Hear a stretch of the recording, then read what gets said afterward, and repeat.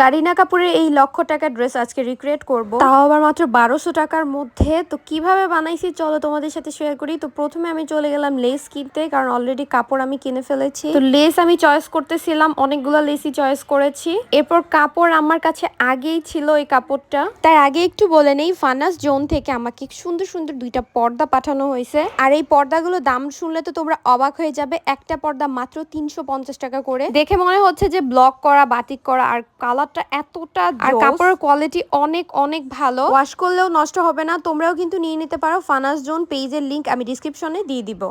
যেহেতু কাপড় আমার ঘরেই ছিল তার জন্য আমি কিনি নাই।